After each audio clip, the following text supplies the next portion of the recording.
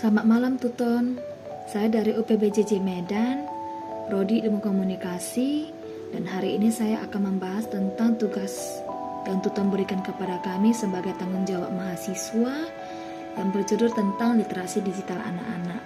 Dan hari ini saya akan membahas tentang literasi digital tersebut dibagi menjadi 8 poin.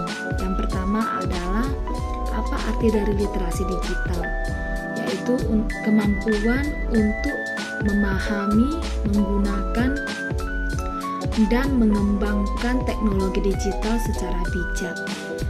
Dan contohnya adalah mencari informasi, menggunakan media sosial, dan membuat konten kreator. Dan yang kedua adalah pentingnya literasi digital bagi anak-anak, dibagi menjadi 4 poin. Yang pertama adalah meningkatkan kemampuan belajar dan pengetahuan. Yang kedua adalah mengembangkan keterampilan hidup di era digital. Yang ketiga adalah mencegah penyalahgunaan teknologi. Dan yang keempat adalah membangun kesadaran akan privasi dan keamanan online. Yang keempat adalah membangun kesadaran akan privasi dan keamanan online. Dan saya akan membahas tentang poin yang ketiga, yaitu komponen literasi digital dibagi menjadi 4 poin. Yang pertama adalah kemampuan teknis dalam konteks menggunakan software dan gadget. Yang kedua adalah kemampuan informasi yang terkait dengan mencari, menilai dalam menggunakan informasi.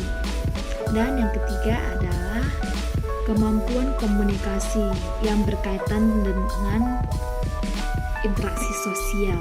Dan yang keempat adalah kemampuan etika yang berkaitan dengan menghormati privasi dan menghindari cyberbullying. Dan yang kelima adalah manfaat literasi digital. Jadi bagi menjadi 4 poin juga. Yang pertama adalah meningkatkan kreativitas dan inovasi. Dan yang kedua adalah membuka akses ke pengetahuan global. Yang ketiga adalah mengembangkan keterampilan kolaborasi. Dan yang keempat adalah meningkatkan kesadaran akan isu sosial dan lingkungan. Dan yang keenam, apa saja tantangan literasi tersebut dibagi menjadi 4 poin.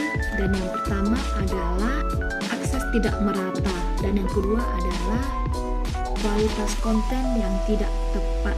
Dan yang ketiga adalah penyalahgunaan teknologi.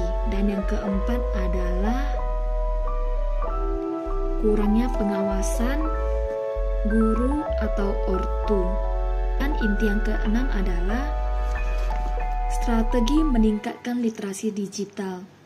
Dan masih dibagi menjadi 4 poin.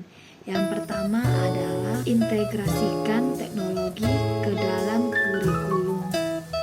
Yang kedua adalah melatih guru atau orang tua sebagai fasilitator. Ketiga adalah membuat konten digital yang edukatif.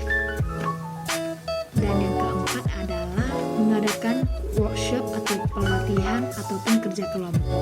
Dan yang ketujuh adalah peran orang tua atau guru.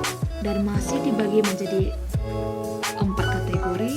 Yang pertama adalah mengawasi penggunaan teknologi.